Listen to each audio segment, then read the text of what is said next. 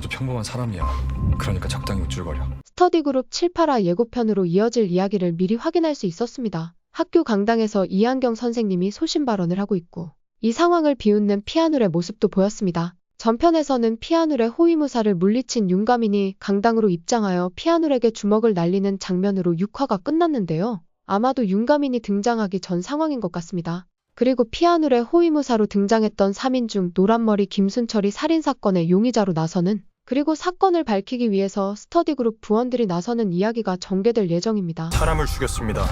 정말 살인범이라고 생각하세요? 넌 아닐 거라고 생각해? 김순철 스스로 사람을 죽였다고 주장하고 주인공인 가민은 사실이 아닐 거라고 믿는 것 같죠? 사실 웹툰에서 김순철은 스터디그룹 제6의 멤버로 등장합니다. 지금은 연백파에 관여하고 있지만 사실은 마음이 따뜻한 좋은 사람이고 학업에도 욕심을 가지고 있는 고3 학생입니다. 가민과의 전투가 끝나고 쓰러져 있는 김순철의 곁에 보이는 단어장은 그가 항상 들고 다니는 애착템이랍니다. 그날 이후 김순철과 가민은 병원에서 다시 마주하게 됩니다. 가민은 저번 사건으로 엄마가 현재 병원에 입원해 있는 상태이죠. 김순철 또한 병원에 입원 중인 할아버지가 있습니다. 김순철이 가민에게 미안하게 되었다라고 사과하는 장면으로 보아 둘은 이번 대화로 오해를 풀고 가민도 순철에 대한 호감을 갖게 되는 계기가 될 것 같은데요. 하지만 평화는 잠시뿐. 연백파는 모종의 살인사건을 벌이고 김순철에게 사건을 덮어씌우려고 합니다. 아마도 순철은 감옥에 가게 되겠지만 그에 대한 대가로 연백파의 식구로 받아들여지는 것 같아요. 피아눌이 김순철을 치하하는 것으로 보아 직접 이 일을 설계한 것도 피아눌 같습니다.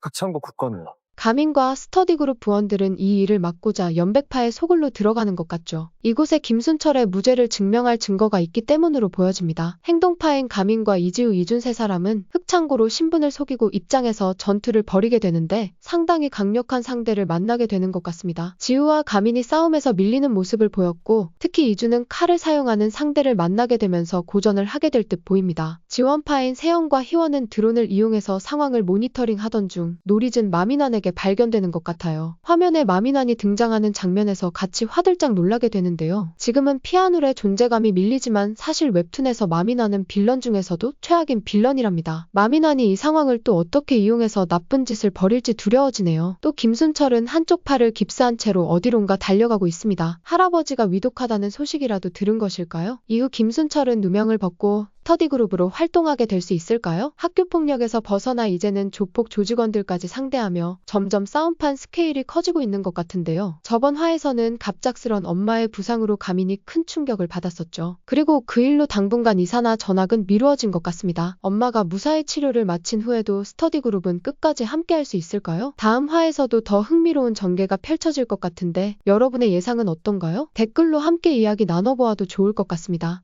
그럼 다음화 방영 후 또 뵙죠.